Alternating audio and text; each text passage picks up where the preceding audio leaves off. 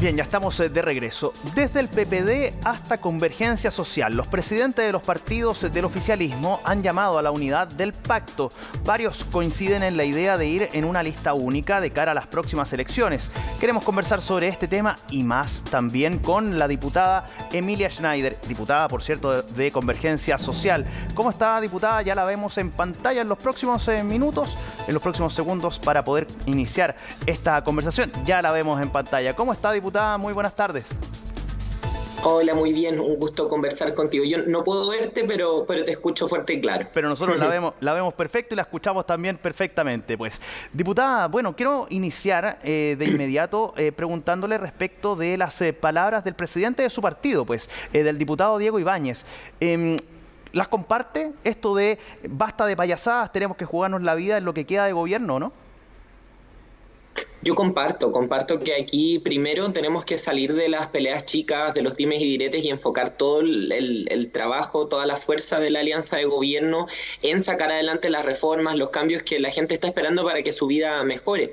Como ya hemos avanzado en muchas cosas, pero creo que hay que redoblar los esfuerzos y en eso yo comparto que a veces se toma el debate, los dimes y diretes entre partidos políticos y no el trabajo que nos convoca, que es hacer un gobierno que además en un contexto de mucho desapego de la ciudadanía con la política tiene que reivindicar el ejercicio de la política como una forma capaz, o sea, como un ejercicio capaz de mejorar la vida de las personas. Así que yo comparto la urgencia de los desafíos que plantea el diputado Ibáñez, presidente de nuestro partido. Fue una semana, la última sobre todo, bien difícil por ponerle un calificativo tan solo a la última semana en el oficialismo desde el socialismo democrático, pero que también mancha a Prueba de Dignidad, ¿o no, diputada? En el sentido de las desafortunadas declaraciones de la presidenta del PPD, me imagino que te refieres. Y yo creo que esto también son procesos donde los partidos tienen que ir revisando sus reflexiones internas, poniendo en juego también sus tesis, sus propuestas para este momento político. Yo creo que sin duda para el PPD, el sector que se la jugó por esta idea de las dos listas, es complejo ir reflexionando y generando una autocrítica luego de los malos resultados del 7 de marzo. Creo que todas las fuerzas oficialistas estamos en un proceso de autocrítica, de revisión, pero lo que yo espero es que no primen las pequeñeces, las peleas, como decía anteriormente, pequeñas, y que también cuidemos las formas para tener un buen debate. Pero yo no creo que estas sean semanas necesariamente difíciles para el oficialismo. Creo que hay muchas otras más cosas que sí podemos ir reivindicando, ¿no? Como que hace poco logramos aprobar el royalty minero para tener más dinero para las comunas, para las regiones que más lo necesitan, que estamos avanzando en los aumentos históricos, que hemos comprometido el sueldo mínimo para llegar a 500.000 pesos. Entonces yo prefiero quedarme ahí y creo que ese es el tono que tiene que marcar también el debate y la discusión dentro del oficialismo, cómo podemos aportar a que los cambios avancen, a que la vida de las personas mejore y también cómo podemos comunicar mejor los logros que ha tenido este gobierno en su último año de gestión. Le doy el punto en esos temas, en el tema de el royalty minero, en el tema de las 40 horas, pero todos están llamando ahora a la unidad. Es decir, esto realmente generó al menos un sismo en la interna del oficialismo y no se puede desconocer esa situación, pues, diputado, ¿no? En ningún caso. Yo creo que hubo una buena reacción de parte del oficialismo. Por ejemplo, lo veníamos en el Partido por la Democracia, que es un partido con el cual yo puedo tener diferencias en su historia, en su trayectoria, etcétera, pero que tiene una trayectoria innegable de representantes que se la han jugado por poner en debate las reivindicaciones de la comunidad LGBTI, por ejemplo. Y hubo una reacción ahí de reivindicar su historia y de que estos temas no son leceras. Creo que han habido muchas más voces del gobierno saliendo a decir, es falso que el gobierno no tenga una agenda social. Si, por ejemplo, impulsamos el copago cero para que nadie tenga que pagar en la red pública de instituciones de salud, si hemos reducido los tiempos de las listas de espera en un 32%. Entonces, yo elijo quedarme con eso, con que ante estas palabras desafortunadas, que son desafortunadas, las bases del propio PPD, las bases del gobierno, las distintas vocerías del gobierno hemos salido a decir dos cuestiones que me parecen centrales, que echarle la culpa a las mujeres y las diversidades sexuales, los fracasos de la izquierda o los progresismos es buscar una excusa y no enfrentar los debates de fondo, y que el gobierno sí tiene una agenda social de mayoría importante que impulsar incluso a futuro, como la reforma de pensiones. Entonces, Sí, yo creo que esto movió las aguas en el oficialismo, pero también creo que es importante que todos los sectores recogen la importancia de la unidad, y que es algo que planteamos desde el Frente Amplio desde el principio, desde nuestras primeras reflexiones luego del 7 de mayo, ¿no? Que es que de aquí en más hay que enfrentar todos los desafíos con la mayor unidad posible, pero no solo las elecciones, sino también los debates como por ejemplo las reformas que hay que impulsar en el Congreso. Ya voy a ir a lo que tiene que ver también con el tema legislativo, lo que se viene para este nuevo año a partir de la cuenta pública, lo que vaya a anunciar el presidente Gabriel Boric el 1 de junio. Pero me quiero quedar también con una frase que emite en esta entrevista en el diario La Tercera el presidente de su partido, diputada. Y él dice: apostar a ganar el centro del tablero con una fórmula de los 90 es un error. Voy a utilizar una frase que es demasiado coloquial. ¿No es tocarle la oreja al socialismo democrático ese tipo de afirmaciones, o no? No, porque, a ver, entre el socialismo democrático, entre el mundo a pro dignidad, pueden haber diferencias de tesis, pero lo que yo creo que, o diferencias de cuál es la respuesta que le damos a este momento en que necesitamos, por ejemplo, sintonizar con la mayoría de la ciudadanía y al mismo tiempo hacer avanzar una agenda de cambios para mejorar la vida de la gente. Entonces, esos son los desafíos y tenemos distintas respuestas para esos desafíos, pero lo que no podemos negar y que nadie puede negar, independiente de cuál que sea su propuesta para este momento político, es que la sociedad cambió mucho, la sociedad chilena ha cambiado mucho desde los 90 hasta ahora, entonces analizarla con esos mismos, mirarla con esas mismas anteojeras o mirarlo con esa misma óptica, con esos mismos lentes, es un error. O sea, hoy día, por ejemplo, el endeudamiento ha avanzado mucho en la vida de todas las personas. La gente está endeudada por estudiar, para comer, para ir al médico, etcétera, etcétera, y eso es algo que ha cambiado la vida de las personas hoy versus a los principios de los 90, por ejemplo. O también sería un error pensar el Chile pre-estallido social y pre-pandemia para intentar dar respuestas al Chile post-pandemia, post-estallido social. Entonces creo que ahí no hay ninguna polémica, ni ninguna tocada de orejas, ni ninguna provocación, sino que muy por el contrario, estamos constatando algo que es clave para que nos pongamos de acuerdo respecto a dónde estamos y hacia dónde queremos ir, que es que la sociedad chilena ha cambiado mucho. Y que a veces eso se pierde en el debate, y la sociedad chilena requiere respuesta a los malestares del presente. Es que es finalmente lo que los divide y los separa, evidentemente, esas lógicas de ver las soluciones, no los problemas, sino que las soluciones a los problemas, es finalmente esa la gran separación que existe entre las dos almas que tiene el gobierno, porque no se puede desconocer que existen al menos dos motivos o dos visiones de cómo gobernar, ¿o no, diputada? A ver, yo creo que hay dos sectores de la alianza de gobierno que tenemos distintas trayectorias políticas, distintas trayectorias históricas, quizás distintos énfasis también, distintas prioridades, etcétera. Pero yo creo que primero hay una reducción muy simplista muchas veces en el debate de cuál era la crítica del Frente Amplio a los años de la Concertación, por ejemplo. Ahí no había una caricatura, y hay una diferencia política. Que molestó bastante en algunas figuras, sobre todo el Partido Socialista. Es que yo creo que las críticas... Esa definición molestó bastante al comienzo, sobre todo. La definición de... ¿Cuál definición? Lo que usted señalaba, pues esta visión de... los primeros 30 años después de la vuelta a la democracia, que estas situaciones se pueden resolver de distinta manera. Eso molestó bastante en algunas figuras. Pues. Quiero terminar la idea que estaba diciendo. Son dos puntos para responder a tu pregunta. Lo primero es que hay una reducción muy simplista de las críticas que tuvo el Frente Amplio a las fuerzas de la concertación, ¿no? Y a los años de la concertación.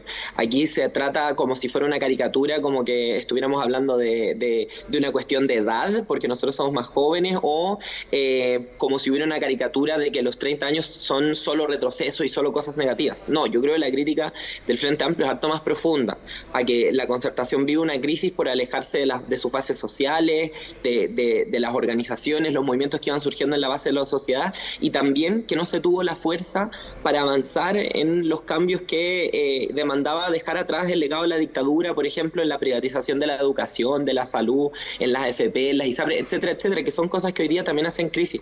Pero creo que eso es una diferencia muy distinta a plantear que aquí hay una caricatura. Y hoy día, y el segundo punto que quiero poner, es que hoy día yo me quiero quedar en que más allá de una distinta lectura de un momento histórico, tenemos dos sectores de la alianza de gobierno que están trabajando juntas. O sea, lo decía el mismo diputado Ibáñez en su entrevista.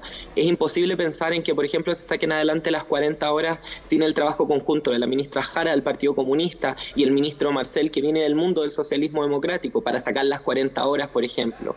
Para avanzar en el aumento del salario mínimo se necesita el trabajo del ministro Elizalde, que es del Partido Socialista, y del ministro Grau, que es de Convergencia Social y viene del mundo del Frente Amplio. Entonces, creo que a veces se pone el acento en diferencias históricas que han habido en estos sectores en vez de el nivel de trabajo y de encuentro que ha habido hoy para hacer avanzar las cuestiones que propone el gobierno, y que en eso se ha requerido los aportes que tienen ambos mundos, y ahí no hay grandes diferencias, creo yo, en el quehacer concreto. Por ejemplo, todo el oficialismo estuvimos trabajando juntos para sacar el royalty minero, y ahí hubo un gran trabajo, creo yo. Entonces, creo que en los hechos esa diferencia no es tal, y lo otro es reflexión política, que creo que la reflexión política nunca es mala. Diputada, la quiero sacar del tema de las declaraciones del presidente de su partido, la quiero llevar a lo que va a pasar el 1 de junio en la cuenta pública del presidente Gabriel Boric. ¿Qué no debe faltar en el discurso del presidente Boric respecto de lo que se viene en los trabajos legislativos que se tienen que dar? Por ejemplo, ¿no puede dejar de mencionarse el tema del crédito con aval del Estado? A ver, lo primero es que esta es una cuenta pública bien distinta a la que hizo el presidente Boric el año pasado. Aquí no solamente hay que proyectar el año que viene, sino que también dar cuenta a la ciudadanía de los logros que ha tenido el gobierno y los avances que ha tenido este gobierno y que serán legado del presidente Boric para mejorar la vida de las personas. Ya lo mencionaba yo, el copago cero para que la gente no tenga que pagar en la red pública de salud, las 40 horas, el royalty minero, el aumento histórico del sueldo mínimo. Esperemos pronto también otras reformas. Entonces, creo que tiene que ser un momento para destacar eso, que este ha sido un gobierno que ha trabajado también, por ejemplo, decididamente por bajar la inflación y los tiempos de las listas de espera, pero también para darle certeza a la gente de los cambios que se esperan para mejorar su vida. Cambios que la gente está esperando y que yo creo que son necesarios para sintonizar con la gente. No podemos recular en eso. Yo creo que el presidente Boric debería hablar de importantes reformas y dar tiempo, digamos, de estos debates respecto a la reforma de pensiones, a la reforma tributaria, y también a una cuestión que se está trabajando, que es el Sistema Nacional de Cuidados, que es muy importante para apoyar y reconocer el trabajo de muchas mujeres que son dueñas de casa, muchas mujeres que son madres, muchas mujeres que cuidan personas enfermas, hijos, hijas, etcétera.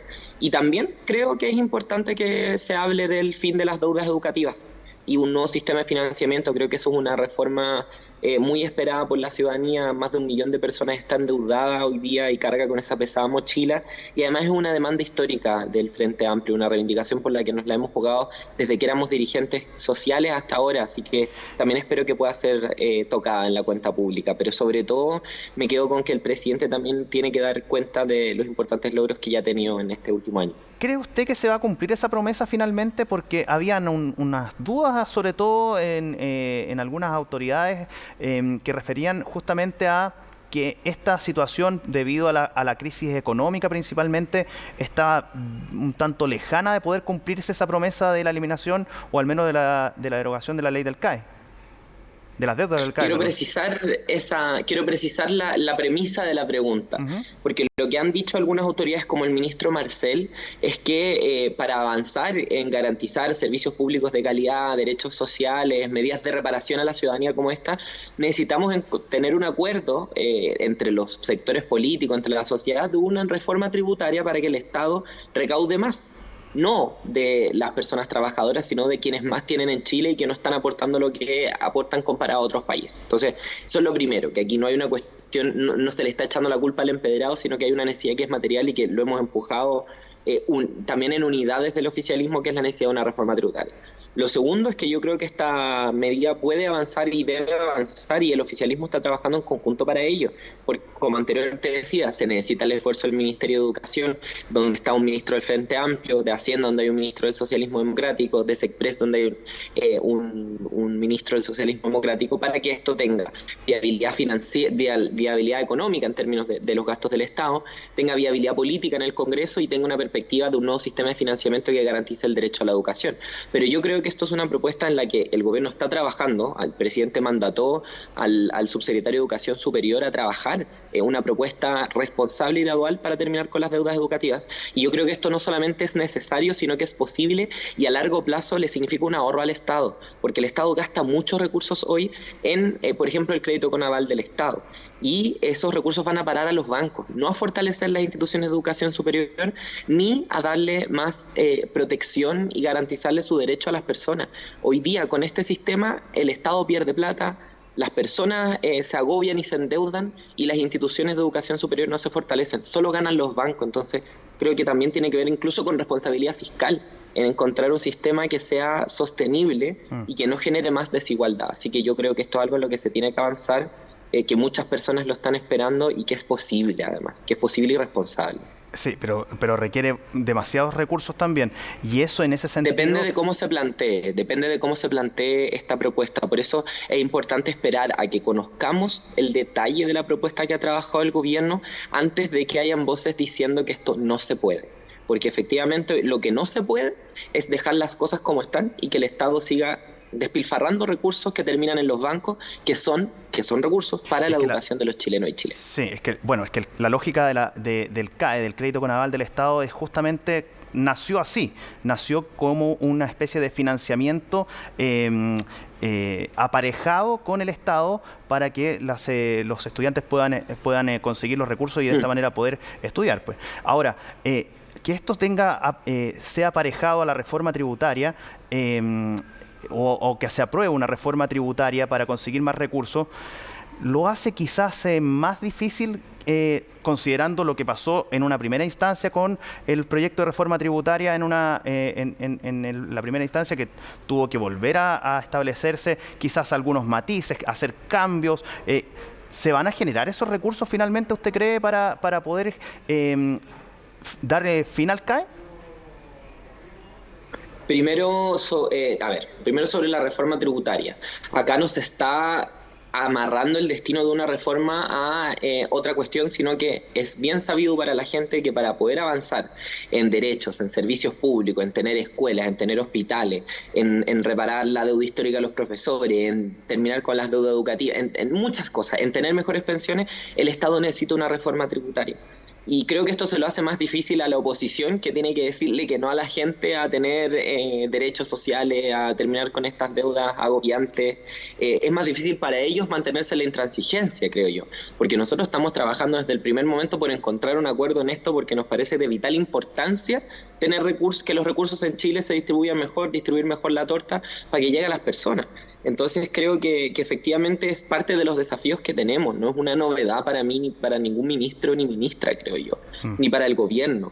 Es la realidad que tenemos en el Congreso, y si la derecha quiere mantenerse totalmente obstinada y no avanzar en una agenda que es en favor de las personas, bueno, será asunto de ellos. Pero sobre el CAE, a propósito que tú lo mencionabas, ¿sabías tú que los que primero hicieron los cálculos respecto al CAE en ningún momento se imaginaron que esta política iba a llegar a tantos estudiantes? Hay varios supuestos ahí que fallaron de cómo se implementó el CAE, por ejemplo.